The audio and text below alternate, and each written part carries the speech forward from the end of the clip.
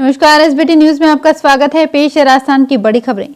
केरल विधानसभा चुनाव की तैयारियों को लेकर शुक्रवार शाम केरल दौरे पर पहुंचे मुख्यमंत्री अशोक गहलोत आज राजधानी तिरुवनंतपुरम प्रदेश कांग्रेस के नेताओं से मुलाकात कर चुनावी तैयारियों पर मंथन करेंगे।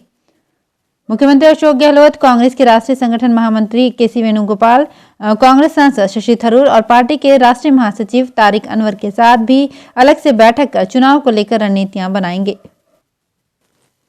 राजस्थान के 2 सांसद किसानों की मांगे उठाते हुए धरने पर हैं। भाजपा के दौसा सांसद डॉक्टर किरोड़ी लाल मीणा जहां दौसा कलेक्ट्रेट के बाहर राज्य की गहलोत सरकार के खिलाफ पड़ाव डाले बैठे हैं, तो वहीं राष्ट्रीय लोकतांत्रिक दल के नागौर सांसद हनुमान बेनीवाल अलवर के शाहजहांपुर खेड़ा बॉर्डर पर मोदी सरकार के विरोध में मोर्चा खोले हुए हैं। खास बात यह है कि दोनों ही नेता भले ही अलग अलग राजनीतिक दलों से ताल्लुक रखते हों, लेकिन मकसद किसानों की मांग उठाते हुए सरकार को घेरने का बना हुआ है। भारत निर्वाचन आयोग मतदाताओं के लिए वेब रेडियो की शुरुआत करने जा रहा है, जिसकी लॉन्चिंग 25 जनवरी राष्ट्रीय मतदाता दिवस पर की जाएगी। इसके बाद मतदाता इसे अपने मोबाइल में भी डाउनलोड कर सकेंगे। इसके साथ ही विभाग की वेबसाइट से भी इसे सुन सकेंगे। मतदाताओं के लिए शुरू किए जाने वाले वेब रेडियो की टैगलाइन होगी हेलो वोटर्स, जहां रेडियो पर दिन भर देश भर के विभिन्न राज्यों में होने वाले चुनावों से संबंधित जानकारियां सुनने को मिलेंगी। राजस्थान में 1.5 माह बाद 4 विधानसभा सीटों पर होने वाले उपचुनाव में उतरने से पहले कांग्रेस भाजपा ने 90 निकायों में हो रहे चुनाव के सेमीफाइनल को जीतने के लिए पूरी ताकत लगा दी है। माना जा रहा है कि इस सेमीफाइनल में चुनाव जीतने वाली पार्टी को विधानसभा उपचुनाव के फाइनल मुकाबले में भी बढ़त मिल सकती है। 90 निकायों की वर्तमान स्थिति को देखें तो भाजपा से कांग्रेस काफी पीछे है। भाजपा ने यहां गत चुनाव में 90 में से 60 निकायों में बोर्ड बनाए थे, वहीं कांग्रेस को मात्र 25 निकायों में सफलता मिली थी। राजस्थान प्रदेश भाजपा से जुड़े तमाम शीर्ष नेताओं का कल जयपुर में जमावड़ा रहेगा। दरअसल कल पार्टी मुख्यालय में वरिष्ठ नेताओं की मौजूदगी वाली कोर ग्रुप की बैठक बुलाई गई है। विधानसभा सत्र से पहले और चुनावी सरगर्मियों के बीच बुलाई जा रही ये बैठक बेहद महत्वपूर्ण मानी जा रही है। इसमें शामिल तमाम दिग्गज नेता विभिन्न मसलों पर साथ में बैठक कर चर्चा करेंगे और आने वाले दिनों में पार्टी की स्थिति और मजबूत करने की दिशा में रणनीति बनाएंगे। अजमेर के निकट सराधना स्थित बैंक ऑफ बड़ौदा में शुक्रवार देर रात चोरी का प्रयास विफल रहा। गैस कटर से खिड़की ग्रिल काटकर अंदर घुसे, लेकिन इसी बीच सायरन बज गया और चोर भाग छूटे। ऐसे में बैंक में रखे लाखों रुपए बच गए। बाद में मौके पर पहुंचे पुलिस व बैंक अधिकारियों ने मौका मुआयना किया। सीसीटीवी देखने पर पता चला कि 2 युवक मुंह पर मास्क व टोपी पहने हुए थे। इसमें से एक युवक चोटिल हुआ था। बैंक के परिसर में मिले ब्लड के निशान से ऐसा माना जा रहा है। मांगलियावास थाना पुलिस मामले की जांच में जुटी है। पाली शहर की बालिया बालिका स्कूल में 14 लाख रुपए के गबन के मामले में स्कूल की पूर्व प्रधानाचार्य आशा सोनी को शुक्रवार रात को कोतवाली पुलिस ने गिरफ्तार कर लिया। वर्ष 2001 से 2018 तक की गई स्कूल की ऑडिट रिपोर्ट में 55,49,846 रुपए का गबन सामने आया था। इसमें से 14,13,907 रुपए का गबन स्पष्ट पाया गया था, जबकि संभावित गबन 41,35,939 रुपए का सामने आया है। अलवर जिले की भिवाड़ी पुलिस ने तिहाड़ जेल से कुछ दिन पूर्व ही बाहर आए दिल्ली के कुख्यात बदमाश हेमंत गौतम को शनिवार अलसुबह गिरफ्तार कर लिया।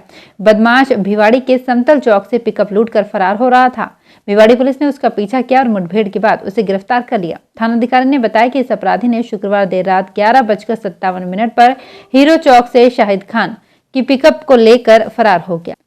उसका लोडिंग टेम्पो से पीछा किया, लेकिन वो फरार हो गया।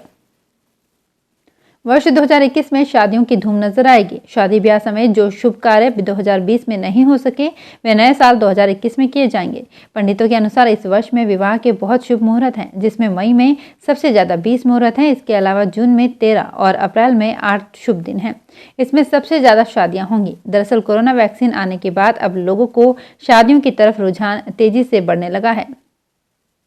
राजस्थान में एक तरफ भूजल स्तर लगातार घटता जा रहा है, लेकिन इसके बावजूद भी कोई ठोस प्लानिंग नहीं बनाई गई है। प्रदेश में 33 में से 31 जिलों की हालत ग्राउंड वाटर के मामले में ठीक नहीं है, जिस कारण प्रदेश में लगातार जल संकट गहराता जा रहा है।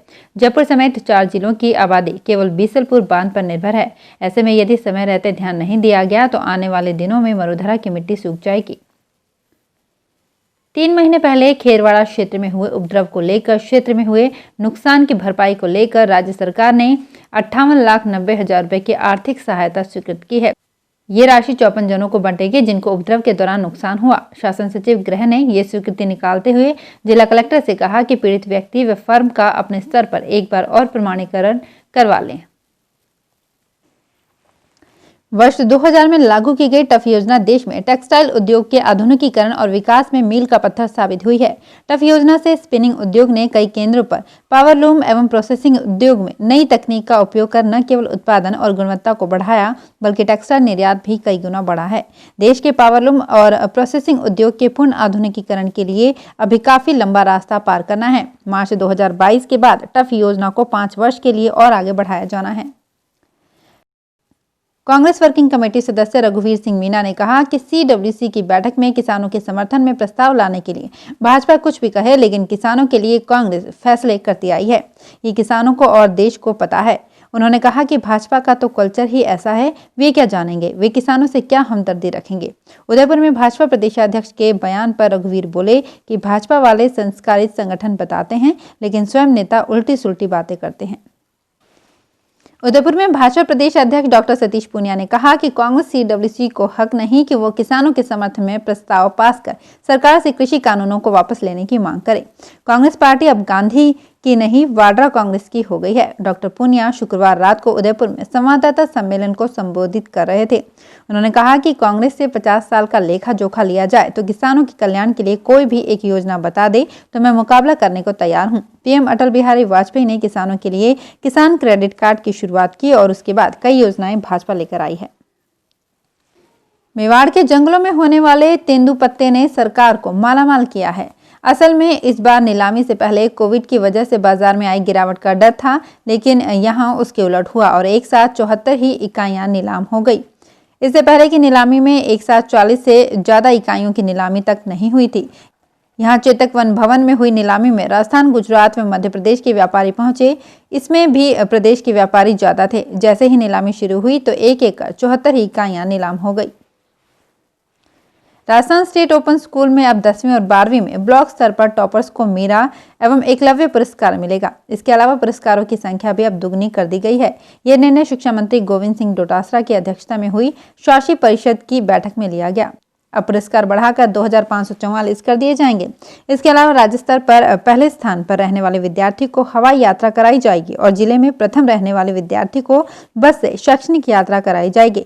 शिक्षा संकुल में स्टेट ओपन स्कूल का नया भवन भी बनेगा। तो फिलहाल इस बुलेटिन में इतना ही। फिर हाजिर होंगे कुछ और बड़ी खबरों के साथ। अगर आप भी अपने आसपास की छोटी बड़ी और महत्वपूर्ण खबरों से अपडेट रहना चाहते हैं तो सब्सक्राइब कीजिए हमारे चैनल एसपीटी न्यूज को और प्रेस कीजिए बेल आइकन पर।